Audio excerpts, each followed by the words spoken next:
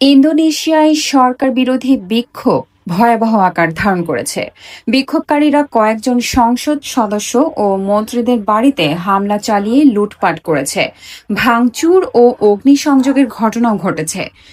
রাজধানী জাকার্তা সহ একাধিক শহরে বিক্ষোভকারীরা রাস্তায় নেমে আসে। পুলিশ টিয়ার সেল ও কাঁদানে গ্যাস ব্যবহার করে পরিস্থিতি নিয়ন্ত্রণে আনার চেষ্টা চালায়।